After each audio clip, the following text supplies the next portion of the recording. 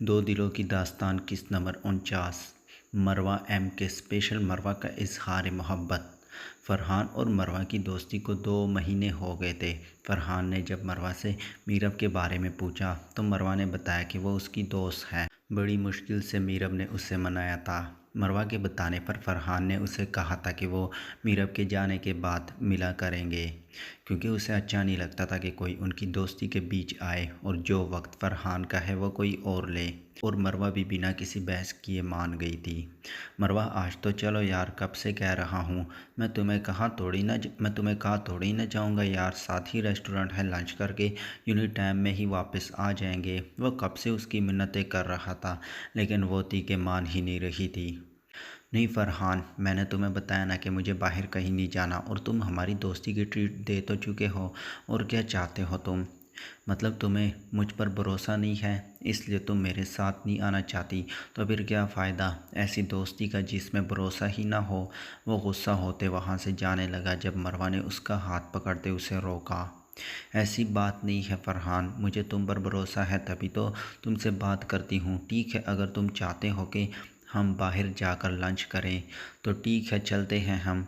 अब मूड ठीक करो अपना। वो उसका दिल नहीं तोड़ना चाहती थी, इसलिए ना चाहते हुए भी मान गई थी। जबकि फरहान की खुशी का ठिकाना नहीं था। यूनिवर्सिटी से वो लोग जल्दी निकल गए थे ताकि लंच करके जल्दी वापस आ सके। वो जानती थी एमके ने उसकी हिफाजत के लिए गार्ड्स रखे हुए हैं। एक बार उसे माबेर ने बताया था कि कोई भी मसला हो तो यूनि के बाहर गार्ड उसकी हिफाजत के लिए मौजूद हैं। इसलिए वो जानती थी कि अगर वो फरहान के साथ बाहर निकली तो फ़ौरन एमके को खबर हो जानी थी, इसलिए वो पिछले गेट से निकल गई थी बिना गार्ड्स की नज़रों में आए। और ये लंच वाकई में बहुत अच्छा था। उन्होंने खूब एंजॉय किया था। फरहान उसे वाकई एक सुपर और एक सुलझा हुआ लड़का लगा था। इतने दिनों में एक बार भी मरवा को उससे खौफ महसूस नहीं हुआ था, और फरहान ख़ुद भी उससे एक फासले पर रहता था।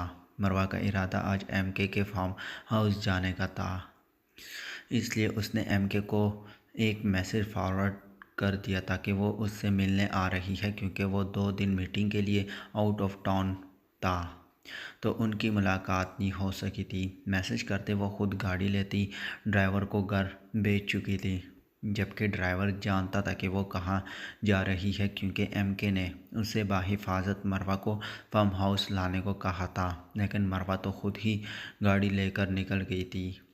उसने फ़ौरन एमके को कॉल की थी। सर, मैडम खुद ड्राइव करके आएगी, मुझे उन्होंने मना कर दिया था साथ ले जाने से। Okay sir. ड्राइवर भी मुतमईन सा हो गया एमके की बात सुनकर। वो फार्म हाउस पहुंची तो इतना बड़ा फार्म हाउस देखकर उसका मुंह खुले का खुला रह गया था। बहुत ही खूबसूरत जगह थी ये। एमके खुद उसे लेने बाहर आया था। आ गया मेरा बच्चा, वो बाहर आते उसे देखते बोला तो वो भागकर उसके पास आई। एमके, ये आपका फार्म हाउस है? मुझे यकीन नहीं आ रहा, कितनी खूबसूरत जगह है, और आपका फार्म हाउस तो और भी ज़्यादा खूबसूरत है। अगर बाहर से इतना प्यारा है तो अंदर से कैसा होगा। वो काफ़ी खुश नज़र आ रही थी। जी मेरी जान, ये हमारा फार्म हाउस है, वो मेरे के बजाय हमारा बोला था, और ये अंदर से भी बहुत खूबसूरत है। अब अगर मेरा बच्चा अंदर आएगा तो पता चलेगा ना। वो उसके माथे से पसीना साफ करते बोला। बाहर बहुत गर्मी थी, लेकिन उसकी ब्यूटी को कोई होश नहीं रहा था। फार्म हाउस के आसपास सब्ज़ा ही सब्ज़ा था, और हाउस के ऊपर भी घास की लंबी लंबी टहनियाँ लटक रही थी। वो पूरे का पूरा ग्रीन हाउस लग रहा था। आप मुझे आप मुझे पूरा फार्म हाउस दिखाएंगे ना? वो उसका हाथ पकड़ते बोली। बिल्कुल दिखाऊंगा, लेकिन अभी तो अंदर चलो, देखो कितना पसीना आ रहा है। कुछ खा लो पहले, फिर सारा फार्म हाउस दिखाऊंगा। वो उसे साथ लगाते अंदर आया। अंदर की खूबसूरती तो और भी ज़्यादा मुतासिर कर गई थी उसे। सारा कुछ ब्लैक और गोल्डन कलर के कॉम्बिनेशन में था। यहाँ तक कि डाइनिंग टेबल पर बिछा कपड़ा और बर्तन भी ब्लैक और गोल्डन कलर में थे। ब्लैक कलर एमके का फेवरेट था, और गोल्डन कलर मरवा को अच्छा लगता था, इसलिए मरवा के मिलने के बाद उसने सब कुछ यहाँ चेंज कर दिया था। वो हैरानगी से एमके को देख रही थी। ब्लैक कलर आपका फेवरेट है और गोल्डन मेरा। इसका मतलब है आपने हम दोनों की पसंद का यहाँ सब कुछ करवाया है। वो हैरानगी से आंखें फैलाते बोली तो एमके उसकी हैरानगी पर हंस दिया और आगे बढ़कर उसकी पी की आंखों को लबों से छू लिया। जी हाँ जनाब, ये हम दोनों की पसंद के मुताबिक मैंने ये सब करवाया है। जब यहाँ की शहज़ादी ने ही यहाँ सब कुछ देखना संभालना है तो फिर हर चीज़ उसकी मर्ज़ी की होनी चाहिए ना। ये बहुत खूबसूरत है एमके, हम यहाँ हर साल आया करेंगे। वो फ्यूचर प्लानिंग भी कर चुकी थी। बिल्कुल, हम हर साल आया करेंगे अपने बच्चों के साथ। वो उसके कान में झुकते बोला तो वो चुप हो गई। अचानक ही एमके का ऐसा कहना उसे शर्म दिला गया था। अच्छा चलो, तुम्हारे लिए एक सरप्राइज़ है। वो उसकी घबराहट देखते बात बदल गया। कैसा सरप्राइज़? बता दिया तो सरप्राइज़ कैसा फिर? वो एक पट्टी उसके आंखों पर बांध रहा था। ये क्या कर रहे हैं आप? कुछ नहीं कर रहा, बस थोड़ी देर की बात है। मैं गिर जाऊंगी एमके, वो घबराई सी बोली। क्या मैं गिरने दूंगा अपने बच्चे को? वो उसकी पट्टी बांधे आंखों को फिर से चूमते उसे अपने साथ लगाए एक कमरे के सामने आ रुका। कमरे का दरवाज़ा खुलते वो उसे अंदर लाया था। कमरे में फुल अंधेरा था। मैं पट्टी हटाने लगा हूँ, जब कहूँगा तब आंखें खोलना। ओके ओके, प्लीज़ जल्दी करना, मुझे देखना है। एक मिनट मेरा बच्चा। एमके ने लाइट्स ऑन की और और उसके आंखें खो और उसे आंखें खोलने का कहा। ये सब देखकर वो हैरान रह गई थी। पूरा कमरा उसकी तस्वीरों से भरा हुआ था। कहीं वो बैठी पढ़ रही थी तो कहीं वो सबके साथ घूमने गई हुई थी। जब जब वो शॉपिंग करने गई उस वक्त की सारी पिक्स भी मौजूद थी। हत्ता के चेंजिंग रूम में जब वो एक दफ़ा चेंज करने गई थी और एमके ने उसे वहाँ रोका था चेंज करने से, तब की भी उनकी एक दूसरे के नज़दीक की तस्वीर थी। कहीं वो उससे नाराज़ होकर खड़ी थी तो कहीं वो उसके कंधे पर सर रखे सो रही थी। इतनी तस्वीरें तो उसने अपनी पूरी ज़िंदगी में नहीं बनवाई थी जितनी इस वक्त यहाँ थी। ये सब आपके पास कहाँ से आई? वो हैरत से बोली। मैंने कहा था ना कि मेरी नज़रें हर वक्त तुम पर रहती है। वैसे मेरा इरादा तो शादी के बाद तुम्हें ये सब दिखाने का था, लेकिन सब्र नहीं रख पाया, इसलिए आज ही तुम्हें सब दिखा दिया। कैसा लगा सब? वो पीछे से उसका सर चूमते उसे सीने से लगाए पूछ रहा था। बहुत बहुत ही ज़्यादा अच्छा। आपको पता है मैंने ज़िंदगी में इतनी पिक्स नहीं बनाई होगी जितनी आपके पास है। मेरे होते हुए तुम्हें ये काम करने की ज़रूरत नहीं पड़ेगी, क्योंकि बिना तुम्हारे कहे तुम्हारा खादिम ये काम सर अंजाम देगा। वो सर झुकाते सीने पर हाथ रखते बोला तो वो कुलकुलाकर हंस दी और उस हंसी को एमके ने दिल और आंखों में महफूज किया था। माशाअल्लाह, उसकी हंसी देखते उसने उसका माथा चूमते कहा तो मरवा मुस्कुरा दी। आप बहुत अच्छे हैं एमके। आप जानते हैं, अपने बाबा और भाइयों के बाद इतने करीब आपके हुई हूँ। मुझे आपके साथ कभी कोई खौफ महसूस नहीं होता। मुझे कभी भी आपसे डर नहीं लगा। मुझे ऐसे लगता है कि चाहे कुछ भी हो जाए आप मुझे कभी अकेला नहीं छोड़ेंगे। मुझे आप पर ख़ुद से भी ज़्यादा भरोसा है। मुझे यकीन है आप मुझे कभी किसी मुसीबत में नहीं पड़ने देंगे। हमेशा मेरी डाल बनकर मेरे साथ रहेंगे। मेरी हर ख्वाहिश का एहतराम करेंगे। मुझसे मोहब्बत से पहले आप मेरी इज़्ज़त को ज़्यादा अहमियत देंगे। आज मैं खुले दिल से ये इतराफ़ करती हूँ कि मुझे आपसे बहुत बहुत ज़्यादा वाला प्यार है। आपके बग़ैर तो अब मैं जीने का तसव्वुर भी नहीं कर सकती। एक वक्त था जब मुझे आपसे डर लगता था, सिर्फ़ डर लगता था, खौफ नहीं आता था। वो मुस्कुराते बोली। लेकिन अब तो वो डर, वो घबराहट कहीं दूर, कहीं बहुत पीछे रह गया है। मैं नहीं चाहती मेरा आपसे इस तरह मिलना या आपका मेरे कमरे में आना ठीक है या नहीं, लेकिन मैं इतना ज़रूर जानती हूँ, अगर आपसे दूर रही तो मर जाऊँगी। मैं हमेशा आपके साथ, आपके पास रहना चाहती हूँ। मेरी ज़िंदगी आपसे शुरू और आप पर ही ख़त्म होगी। मैं नहीं जानती हमारे किस्मत में क्या लिखा है, हम मिल पाएंगे या नहीं, लेकिन मैं ये चाहती हूँ कि आप मुझे किस्मत से भी चुरा लें। नसीब में नहीं हूँ तो फिर भी आप मुझे अपना नसीब बना ले। मुझे आपके सिवा कुछ नहीं चाहिए MK, मुझे सिर्फ़ और सिर्फ आप चाहिए हैं, हमेशा के लिए, उम्र भर के लिए। वो उसके सीने पर सर रखते अपना हाल दिल सुना रही थी, जब के MK साकत सा खड़ा उसे सुन रहा था। आज पहली बार मरवा ने खुलकर इजहार किया था अपनी मोहब्बत का। आज पहली बार उसका ये रूप देखा था MK ने।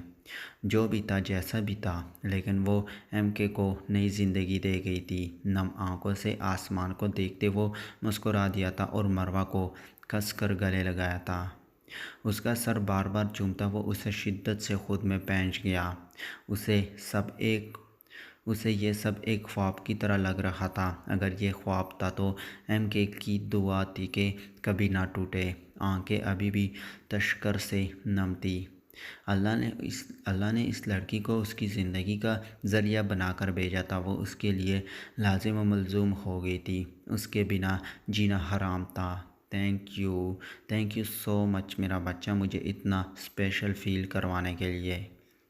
मुझे यकीन नहीं आ रहा मेरा ये छोटू बच्चा इतनी बड़ी बड़ी और प्यारी प्यारी बातें भी कर सकता है। उसकी नीली नम आंखों को देखकर मरवा ने उन पर बोसा दिया था। तुम मेरी ज़िंदगी हो, जानती हो ना, वो बोला तो मरवा ने भी नम आंखों से मुस्कुराते सर हाँ में हिलाया।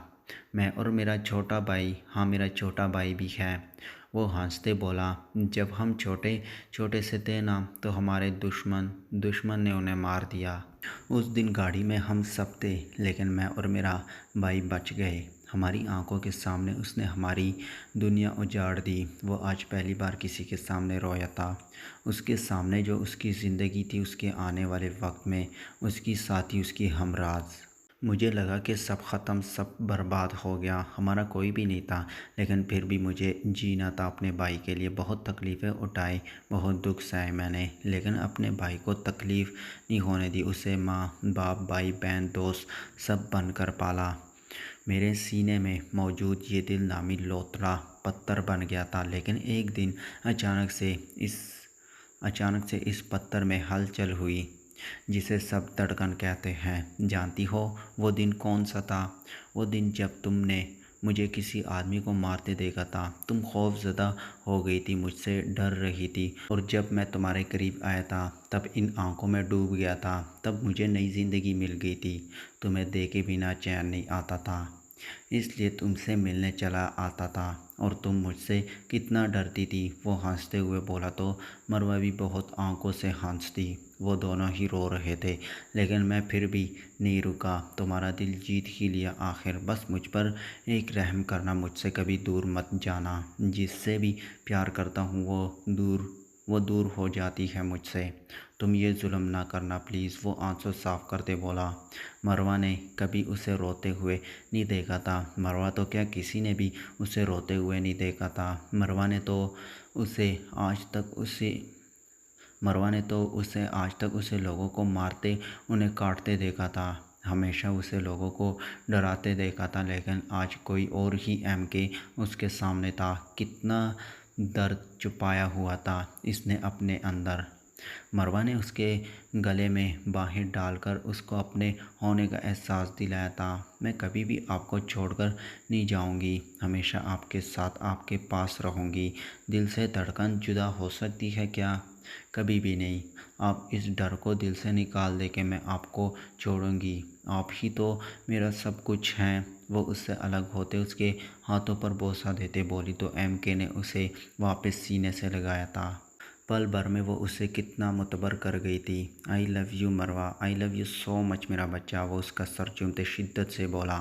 आई लव यू टू। अब चलें, मुझे कुछ खिलाए, बहुत हो गई इमोशनल बातें, क्या बातों से ही पेट भरेंगे मेरा? वो उससे अलग होते बोली तो वो उसे साथ लिए बाहर आया, जहाँ मुलाजमा खाना लगा रही थी। सब कुछ मरवा का फेवरेट था, लेकिन खाना सिर्फ मरवा नहीं था, क्योंकि MK ने तो चेहरा रुमाल से ढक रखा था। मरवा जानती थी उसके कहने पर भी वो अपना चेहरा नहीं दिखाएगा और ना ही रुमाल हटाएगा। इसलिए वो चुपचाप बैठकर अपना खाना खाने लगी थी। पिज़्ज़ा, बर्गर, शौरमा, उन सब के साथ साथ बिरयानी, कबाब, मटन, कीमा सब कुछ उसकी मर्ज़ी का था। एमके इतना सारा खाना कौन खाएगा? वो इतना खाना देखते परेशानी से बोली, तुम खाओगी और कौन खाएगा मरवा जान? मैं इंसान हूँ और इंसानों जितना ही खा सकती हूँ। उसने एक ही शौरमा खाया था और थोड़ी सी बिरयानी खाकर पीछे हट गई थी क्योंकि वो फरहान के साथ लंच कर चुकी थी। नो प्रॉब्लम, मुलाजिम है ना, सब खा लेंगे। वो उसकी प्लेट में बचा हुआ खाना उठाकर अलग कर चुका था। यकीनन उसका इरादा मरवा के जाने के बाद उसका बचा हुआ खाना खाने का था। खाने के बाद एमके ने उसे सारा फार्म हाउस दिखाया था। बहुत लेट हो गया है एमके, मुझे चलना है, मुझे चलना चाहिए अब। वो अपना बैग उठाते बोली, मैं खुद ड्रॉप कर दूंगा तुम्हें। अकेले आने जाने से मना किया है, लेकिन तुम मेरी कोई बात मानो तब ना। ऐसा मुमकिन ही नहीं है। मैं जानती हूँ आपके चमचे यूनिवर्सिटी से यहाँ तक मेरे पीछे पीछे ही आए हैं। हाँ, ये सच था कि जब वो अकेली वहाँ से चली आई थी तो एमके के गार्ड उसके साथ साथ थे उसकी हिफाजत के लिए। एमके मुस्कुराते हुए उसका हाथ पकड़ते उसे उसकी गाड़ी तक लाया। उसका इरादा उसे खुद घर छोड़ने का था।